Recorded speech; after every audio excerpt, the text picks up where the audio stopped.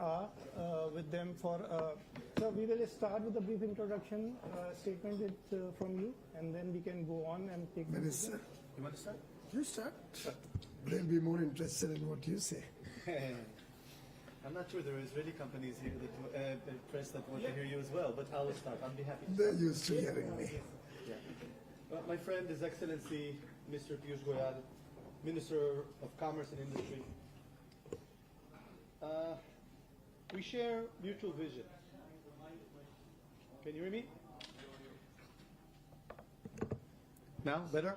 Yeah, yes. I will start from the top. My friend, His Excellency Mr. Piyush Goyal, Minister of Commerce and Industry, we share mutual vision on how Israel and India can collaborate. We see the opportunities and threats eye to eye. And I'm delighted to be here with the largest ever mission leaving Israel to any country in the world. And I'm happy it's here to India.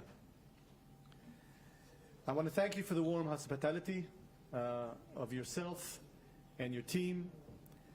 And I want to express my gratitude to His Excellency, Mr. Narendra Modi, the Honorable Prime Minister of India.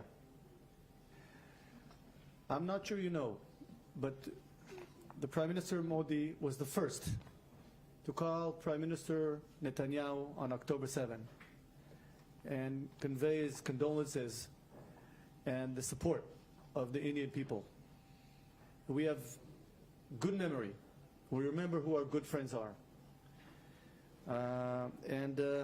I think you all saw the atrocities that happened to Israel October 7, committed by Hamas, the terrorist group. We've not seen such terror and atrocities since the Holocaust of Nazi Germany. There are jihadists that want to destroy the state of Israel, and they're aligned with Muslim Brotherhood around the world, threatening not just Israel and not just India, but the free world and people that are not Muslims. Israel is committed to bring all the remaining of the 76 hostages that were captured in the pajamas from their homes and from a celebration of peace. We are committed to make sure that the Hamas terrorist group does not survive after this round of violence. They want to redo October 7 again. We will never allow them to do that again. We're challenged with threats from 7 fronts, and Israel is committed to make sure that Iran, which poses one of the biggest threats to Israel, will never have the capability of bombing with a nuclear bomb, not on Israel and not in the region itself. I know, my friend Piyush, that the challenge of fighting and combating terror is global, and Israel is more than happy to share our experience with our friends in India and the United States and other friendly countries that are collaborating together against global terror. I want to mention the importance of government-to-government relationships. Our prime ministers, Netanyahu and Modi, have good friendship, and that translates to friendship between the governments, which is very important for doing business. We will continue collaborating together and have good government-to-government relationships. Another very interesting angle of looking at the relationship is the people-to-people. Israelis love to come to India. Israelis love, after the army, many Israelis come for half a year, full year, to explore the beauty of the Indian people, the warmth, the friendship, and thank God it's mutual.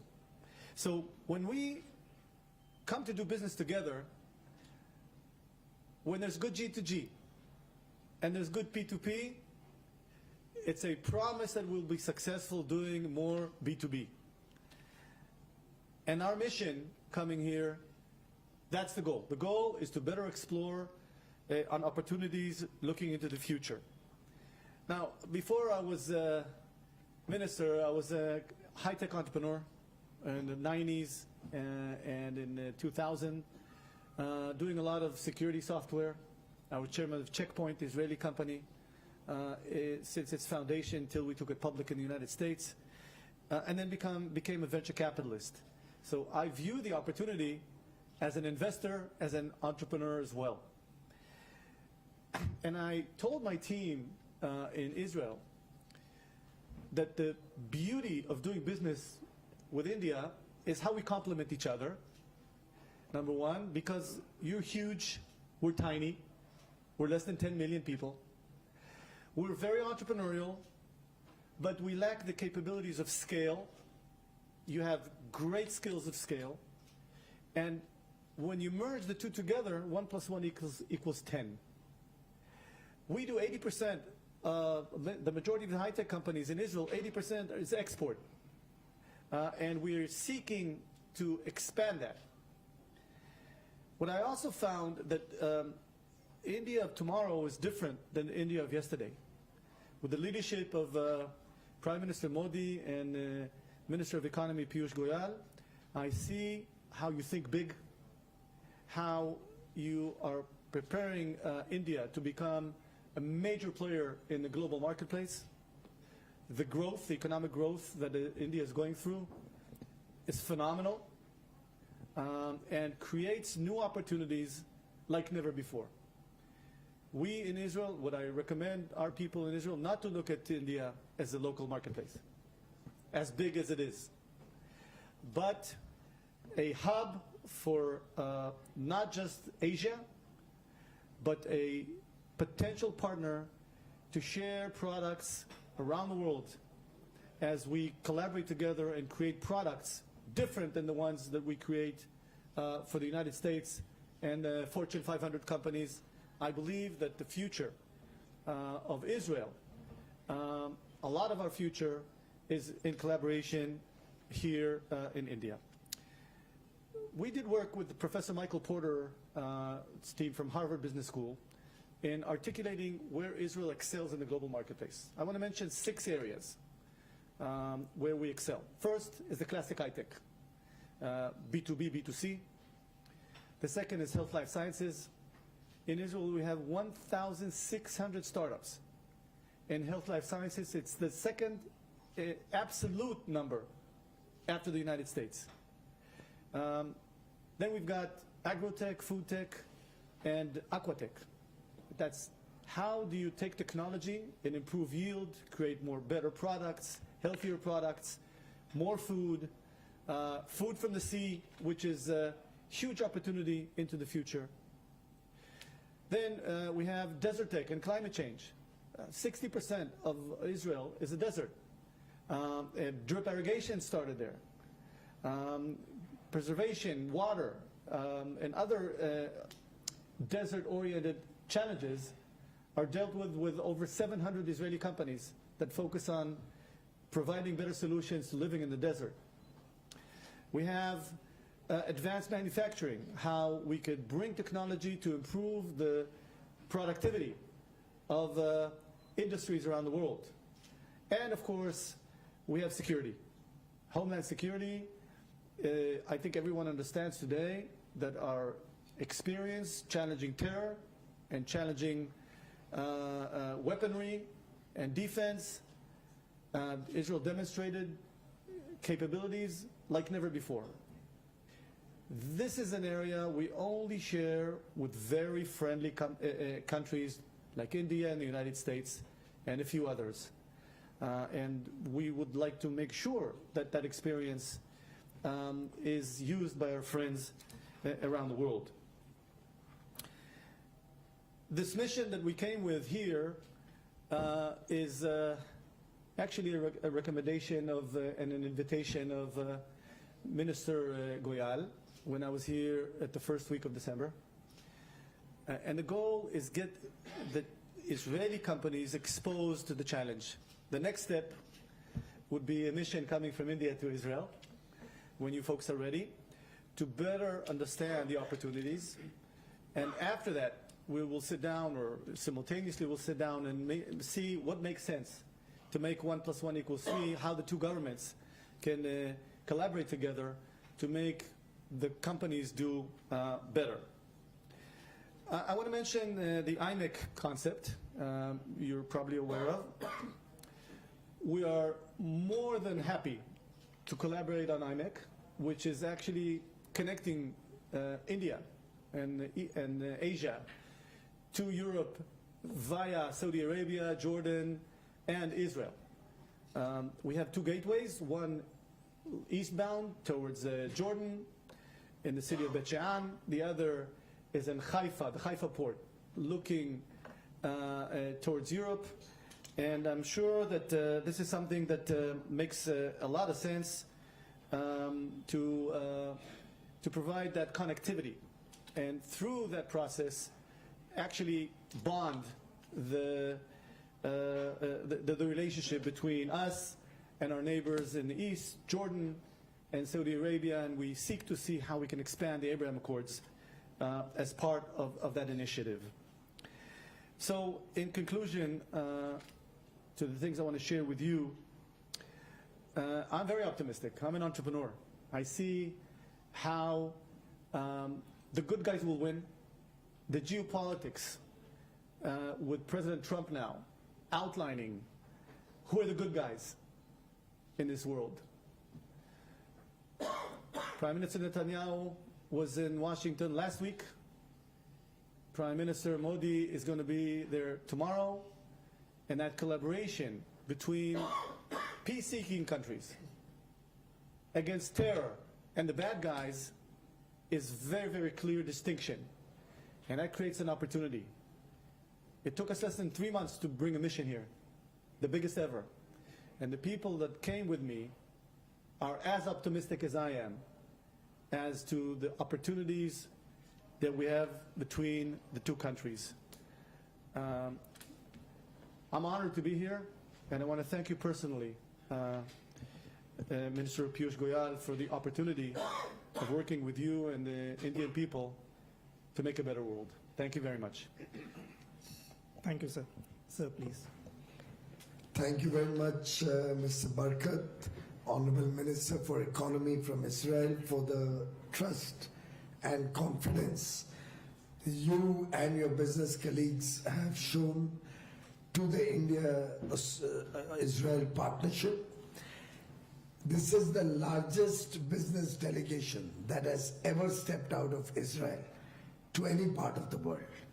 More than 130 business persons from diverse sections of business, agriculture, innovation, engineering, aviation, you name the sector, security, you name the sector, and they have senior representatives, CEOs, top professionals from a very wide, vast number of companies who have engaged over more than 500 business-to-business meetings, which are being held today and tomorrow between business persons from Israel and business persons from India.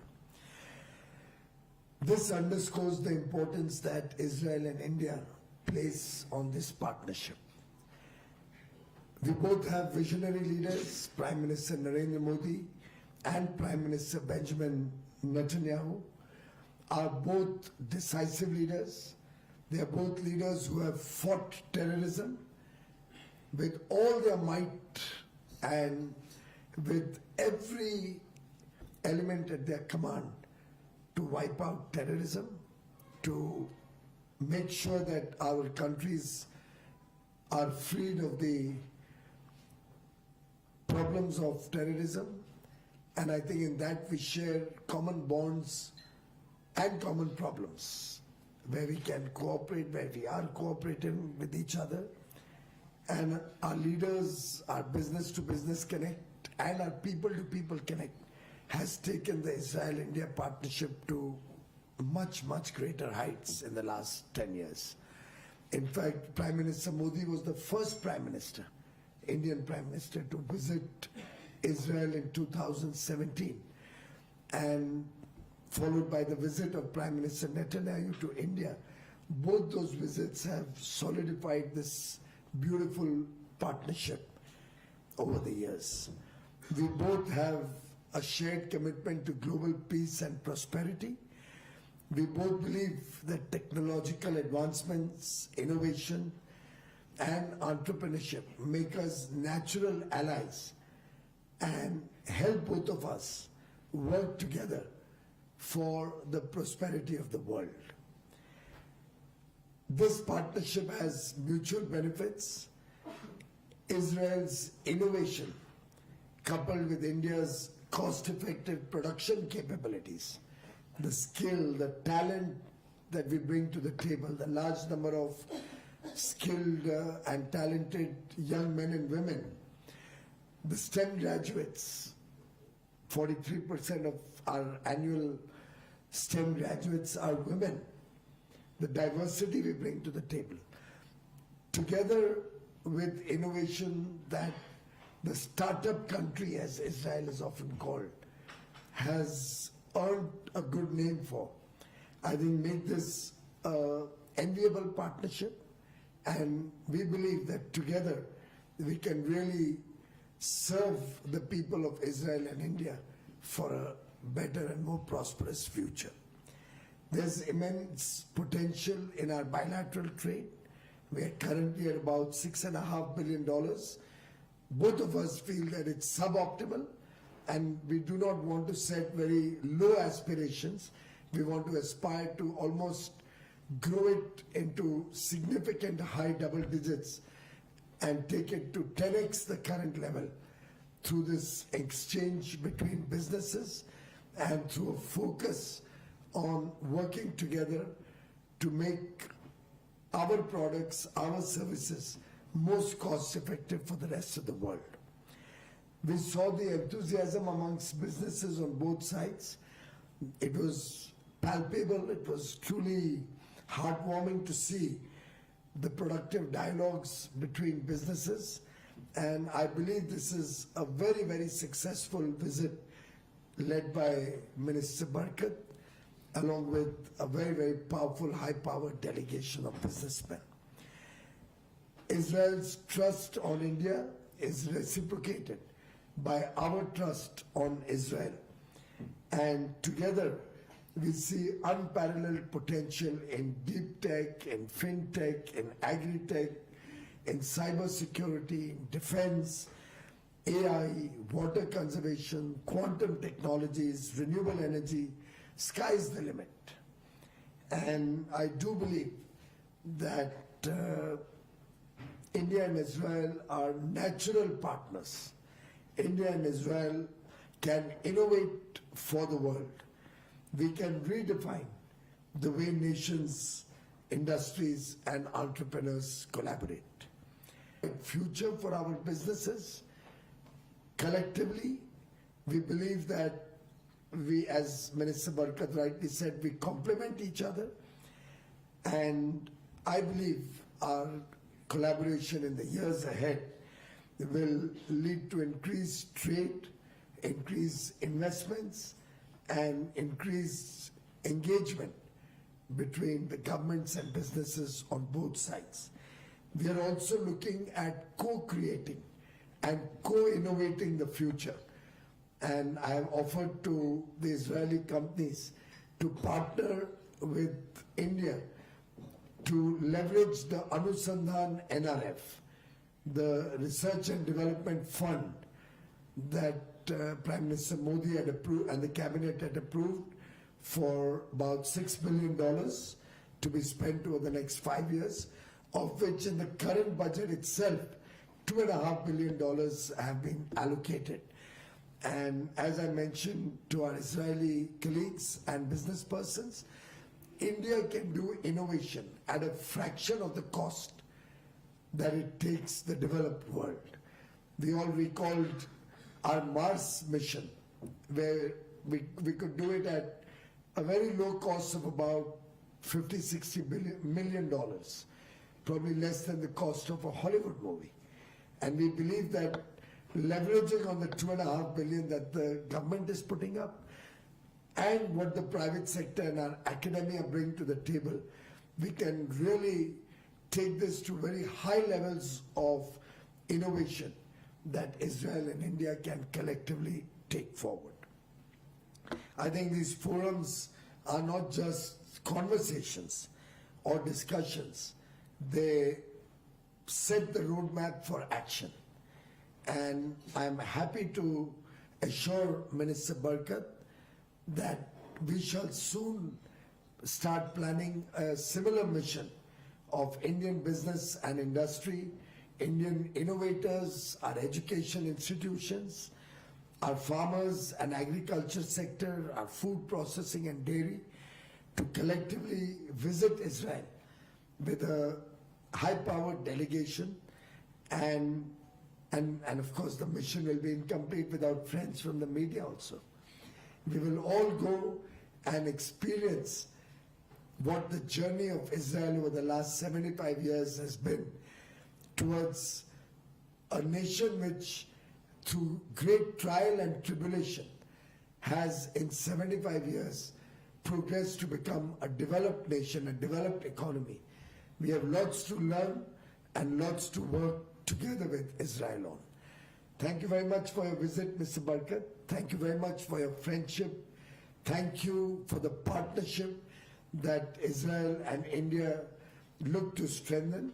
And please convey to Prime Minister Netanyahu, your colleagues, the business persons in Israel and the people of Israel, greetings from India and our best wishes for successfully concluding the conflict and honorably getting all your hostages back safe and sound.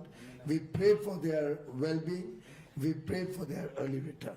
Thank you. Thank you so much. Thank you, my friend. Thank you, sir. Now we will take some questions, and as good hosts, we would like the visiting media persons, if they want to begin with the question.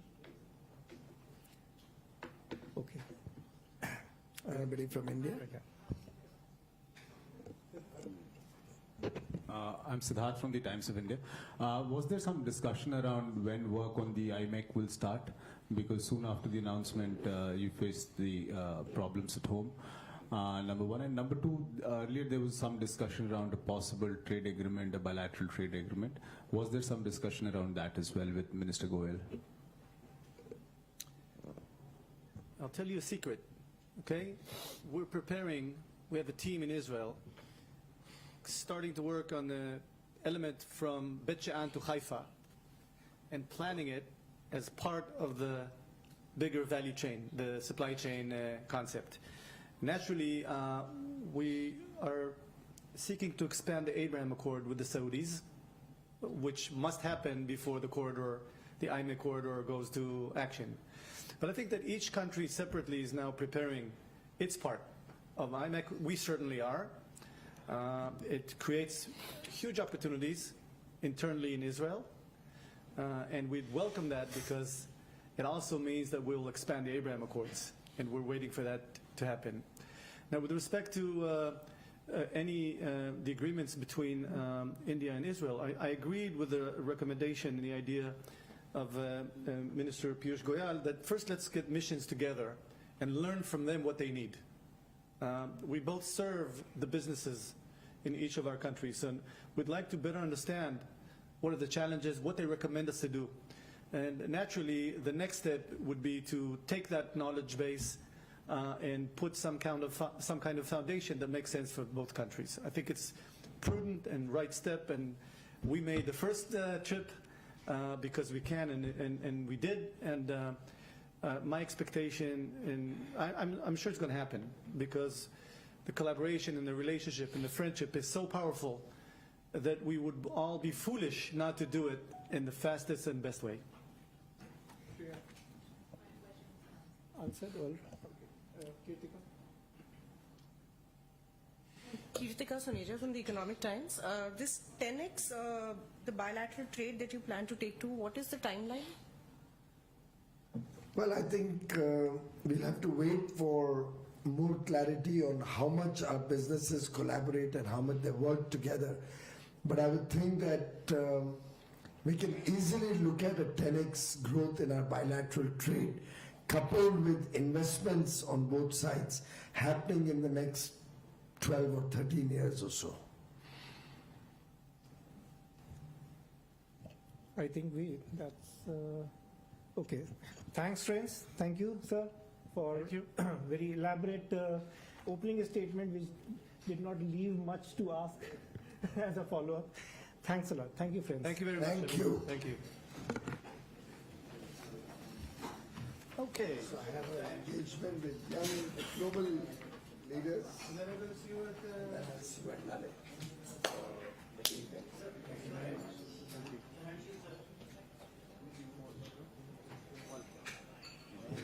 Recording.